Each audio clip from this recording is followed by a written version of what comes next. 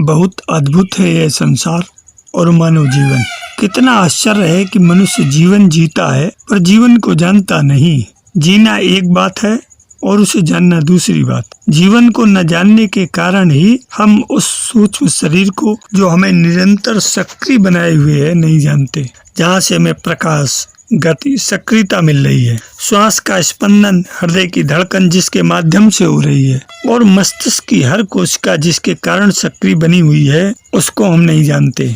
परामनोविज्ञान के क्षेत्र में यह तथ्य स्पष्ट हो चुका है कि स्थूल शरीर बहुत कम शक्ति वाला है।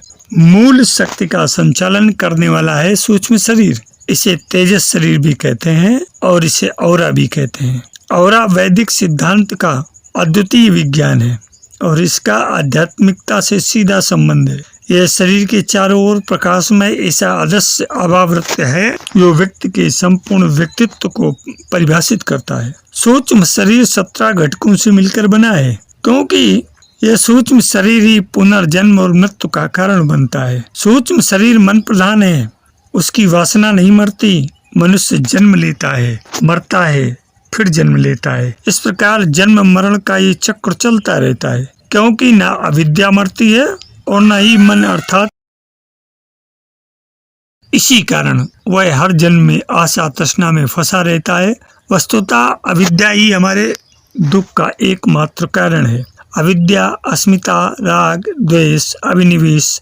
पतंजलि योग सूत्र में कहा गया है कि ये पंच क्लेशी 5 बंधनों की समान हमें इस संसार में बांधे रखते हैं। इनमें से अविद्या ही कारण है और शेष 4 क्लेश इसके कार्य हैं। आत्मा तो आनंद स्वरूप है, वह परमात्मा का अंश है, अतः प्रत्येक जीव ब्रह्म है। वाय एवं अंता प्रकृति को वशीभूत करके अपने इस ब्रह्म भाव को व्यक्त करना ही जीव का चरम लक्ष्य है, जिसे वह अविद्या के कारण भूल गया है। अविद्या के बंधन से छूटकर ही हम जन्म मरण के चक्र से मुक्ति पा सकते हैं। क्या सूक्ष्म शरीर व कारण शरीर एक ही है? इन दोनों को हम आंखों से देख सकते हैं और इनका कार्य क्या है? नहीं, कारण शरीर और सूक्ष्म शरीर अलग अलग है। हालांकि ये दोनों हमारे स्थूल शरीर के बनने की प्रक्रिया का आधार हैं। जैसे किसी चित्र को बनाने के क्रम में कागज, पेंसिल उपयोग किया जाता है, फिर हल्के पेंसिल से कागज पर आकार दिया जाता है। इसके बाद कई रंगों को चित्र में भरने के बाद चित्र का स्वरूप प्रकट होता है। उसी प्रकार हमारे शरीर अर्थात चित्र को आकार प्राप्त करने के लिए जिम्मेदार कारण शरीर है। चित्र को आकार देने वाली रेखाएं सूक्ष्म शरीर है। इंद्रिय जनित वासनाएं मरती हैं और उन रेखाओं से निर्मित आकार में अनेक रंग, ज्ञान इंद्रियां, कर्म इंद्रियां भरने के बाद तैयार स्पष्ट दिखने वाला चित्र स्थूल शरीर है। जिस प्रकार हम रेखाओं के माध्यम से तैयार आकार और स्पष्ट दिखने वाले चित्र में कोई अंतर नहीं दिखते, किंतु आकार के लिए जिम्मेदार रेखाएं चित्र में रंग भरने के बाद चित्र के परतों में समायोजित हो जाती हैं,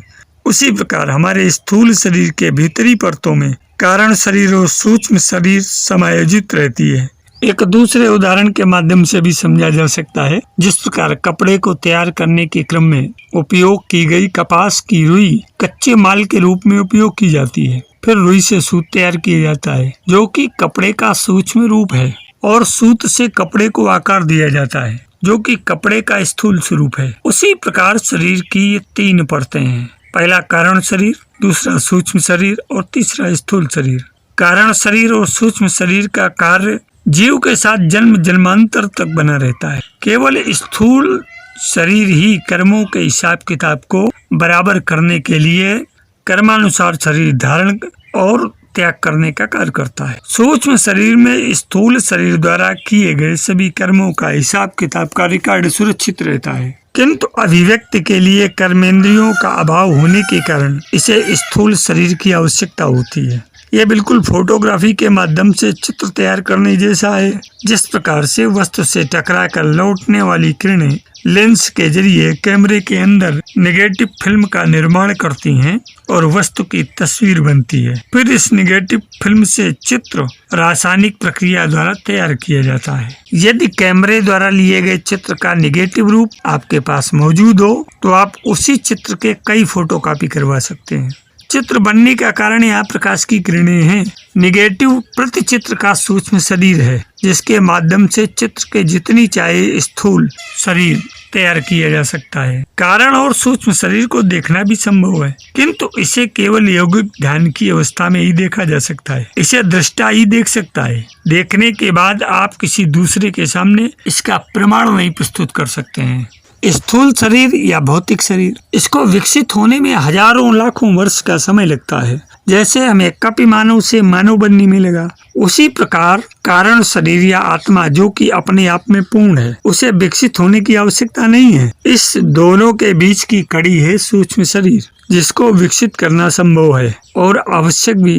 तभी हम कारण शरीर या आत्मा का अनुभव कर सकते हैं। सूक्ष्म शरीर के 4 मुख्य घटक होते हैं: चित्त, बुद्धि, मन और अहंकार। हमें इनको विकसित करने और परिष्कृत करने की आवश्यकता है। चित्त अर्थात चेतना से दिव्य चेतना में, बुद्धि भौतिक बौद्धिकता से ज्ञान में, मन सोचने या विचारों से और महसूस करने और अनुभव में, अहंकार अहम से प्रेम में विकसित करना है। सूक्ष्म शरीर का सार अविवेदित चेतना से शुरू होता है। एक जागरूकता जो व्यक्तिगत नहीं है। इसके बाद मूल जागरूकता है, मैं हूँ, मैं या वह हूँ नहीं, बल्कि मैं हूँ। बिग बैंग सिद्धांत में पहले सेकंड के कुछ अंशों में ही बहुत अधिक मात्रा में सृजन हुआ। सूक्ष्म शरीर के साथ भी ऐसा ही है।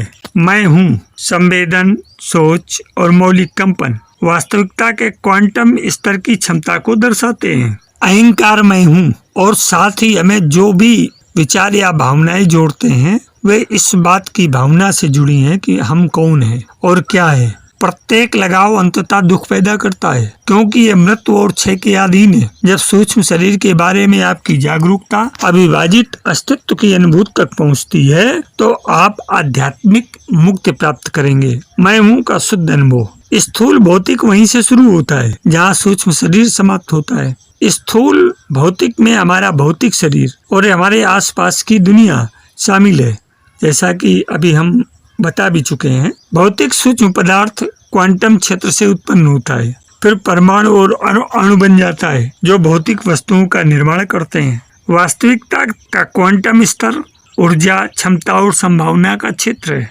आध्यात्मिक दर्शन ये मानता है कि सूक्ष्म शरीर भौतिक शरीर की मृत्यु के बाद जीवित रहता है और फिर एक नए स्थूल भौतिक शरीर को आकर्षित करके एक नया जीवन शुरू करता है। आधुनिक विज्ञान भौतिक वास्तविकता पर सूक्ष्म शरीर के प्रभाव को समझना शुरू कर रहा है। सूक्ष्म शरीर तब भी एक रूपता बनाए रखता है जब हम जागने और सपनों के बीच बारी बारी से चलते हैं। ध्यान से देखें और आप देखेंगे कि आप वही जो जागृत अवस्था में स्थूल भौतिक अनुभव करता है, स्वप्न अवस्था में भी सूक्ष्म भौतिक अनुभव करता है। हम स्वप्न अवस्था में भावनाओं को महसूस करते हैं और उन भावनाओं को अपने साथ लेकर जागते हैं। सूक्ष्म शरीर जो हमारी सभी यादों और अनुभवों को अपने साथ रखता है, हमारे सपनों की दुनिया को जन्म देता है। उसी तरह हमारे सूक्ष्म शरीर के कंपन हमारे भौतिक शरीर और हमारे जीवन की परिस्थितियों और स्थितियों को व्यक्तिगत विकास के लिए आदर्श अवसरों में व्यवस्थित करते हैं। अपने जीवन के दौरान हम सीखते हैं और बढ़ते हैं, जो हमारे सूक्ष्म शरीर के कंपन को बदलता है। पुनर्जन्म को समझने के लिए साइमेटिक प्रयोग में ध्वनि तरंगों को बंद करने के रूप में मृत्यु की कल्पना करें। अगला जीवन एक नई ध्वनि के समान है। इन कल्पनाओं और विचारों को अपनी मुक्ति के लिए एक रूपरेखा के रूप में उपयोग करें। चिंतन और ध्यान के शांत क्षणों में आप अपने सूक्ष्म शरीर का अनुभव कर सकते हैं। बार बार प्रयास करने से आप अपने अस्तित्व के मूल में और भी गहराई तक जा सकते हैं। जब आप मैं हूँ को स्पर्श करेंगे तो आप इसे आत्मदीप्तिमान आनंद और खुशी के प्रत्यक्ष अनुभव के रूप में जानेंगे।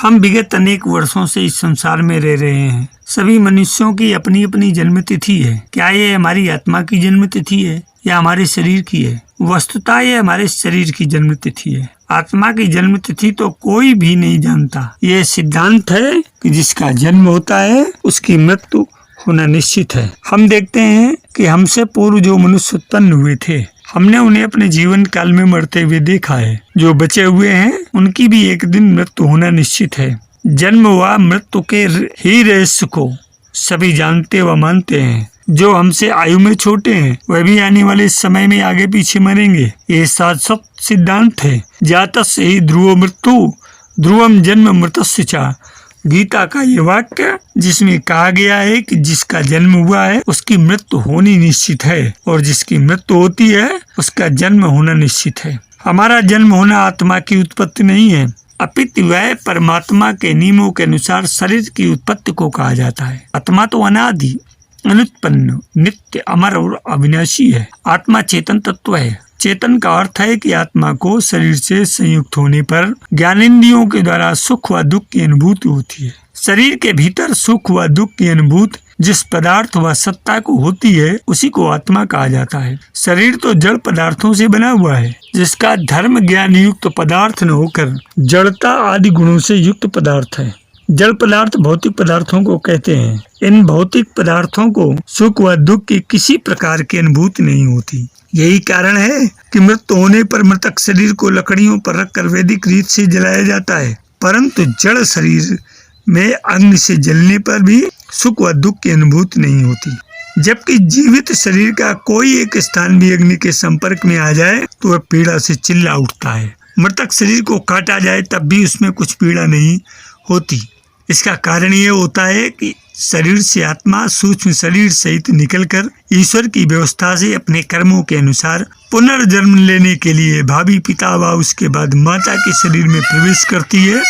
ये वैदिक सिद्धांत है जो कि सत्य व प्रामाणिक है। मनुष्य का शरीर तो जन्म के बाद आगे के 100 वर्षों या उससे कुछ कम या अधिक आयु में मृत्यु को प्राप्त हो जाता है। क्या यही आत्मा की भी आयु है? इसका उत्तर है कि नहीं। शरीर की मृत्यु व उसकी आयु आत्मा की आयु नहीं है। आत्मा की तो कभी उत्पत्ति ही नहीं हुई और न कभी इसकी मृत्यु न स्वभाव होता है। इस कारण से आत्मा को अनादि कहा जाता है। अनादि का अर्थ है जिसका आदि व आरंभ न हो। ये जानने योग्य तथ्य है कि संसार में 3 पदार्थ अनाद हैं। ये पदार्थ हैं ईश्वर, जीव व प्रकृति।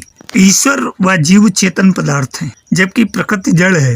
ये तीनों अनादि पदार्थ सूक्ष्म है। ईश्वर सर्वाति सूक्ष्म है, जबकि आत्मा मूल व कारण प्रकृति से अधिक सूक्ष्म तथा प्रकृति आत्मा से किंचित स्थूल होने पर सूक्ष्म ही होती है। यदि आत्मा व अन्य 2 नित्य पदार्थों को अनादि नहीं मानेंगे तो फिर इनकी उत्पत्ति माननी होगी। उत्पत्ति को मानेंगे तो फिर ये बताना होगा कि इन्हें बनाने वाला निमित्त कारण कौन है।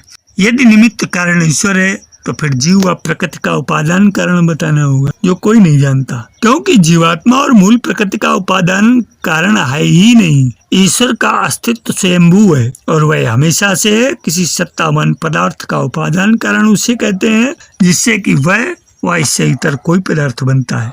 मिट्टी से घड़ा बनता है, अतः मिट्टी घड़े का उपादान कारण कहलाती है। कुम्हार मिट्टी से घड़ा बनाता है, उसे निमित्त कारण कहते हैं। प्रकृति अत्यंत सूक्ष्म है, उसे सूक्ष्म जड़ पदार्थ अन्य कोई नहीं है। अतः यह सूक्ष्मतम भौतिक जड़ पदार्थ किस पदार्थ से बना, इसका उत्तर यही है कि प्रकृति बनी नहीं है और न ही बनाई गई है। अपितु यह सदा से अनादिकाल से अपने कारण स्वरूप में रहती है और यही सभी जड़ व पदार्थ भौतिक पदार्थों का उपादान कारण है, जिससे परमात्मा सृष्टि की रचना करते हैं। जीव व परमात्मा भी अत्यंत सूक्ष्म पदार्थ सत्ताएं हैं। इनका उपादान कारण न होने से वह संसार व आकाश में सदा से रहते हैं। इनकी कभी किसी अन्य पदार्थ से उत्पत्ति नहीं हुई है। अतः ईश्वर, जीव व प्रकृति अनादि सत्ताएं हैं। यह तीनों पदार्थ निमित्त व उपादान कारण से रहित सिद्ध होते हैं। मेरे अध्यात्म प्रेमी जिज्ञासु मित्रों, मनुष्य जन्म का उद्देश्य क्या है? इसका उत्तर है शरीर की उन्नति सहित आत्मा की उन्नति और सामाजिक उन्नति करना। शरीर की उन्नति से हमारी आयु बढ़ने सहित ज्ञान प्राप्त की क्षमताएं बढ़ती हैं। ऐसा होने पर हमारी आत्मिक उन्नति से हमारे ईश्वर, आत्मा और भौतिक पदार्थों के ज्ञान की वृद्धि होती है। ईश्वर ज्ञानमय है। आत्मा भी ईश्वर की संगत व उपासना अथवा स्वाध्याय आदि से ज्ञान की प्राप्ति करती है। ज्ञान प्राप्त कर ज्ञानारूप कर्म करने से मनुष्य की आत्मा की उन्नति होती है और वह मृत्यु के बाद श्रेष्ठ मनुष्य व देव योनि में उत्पन्न होती है। जिनका ज्ञान व कर्म श्रेष्ठ होते हैं उन्हें जन्म मरण से अवकाश मोक्ष की प्राप्त होती है। यही आत्मा व मनुष्य जीवन का अंतिम लक्ष्य है। मोक्ष आनंद की अवस्था है। मोक्ष प्राप्त होने पर सभी दुखों का नाश हो जाता है। आत्मा दीर्घ अवधि तक मोक्ष सुख को भोग कर पुनः माता पिता से मनुष्य जन्म को प्राप्त करती है। अतः सभी मनुष्यों को ईश्वर उपासना आदि श्रेष्ठ कार्यों को करके अपनी आत्मा की उन्नति व विद्या की वृद्धि सहित मोक्ष प्राप्त करना चाहिए। सफल जीवन की यात्रा के इस अंक में आज इतना ही। धन्यवाद।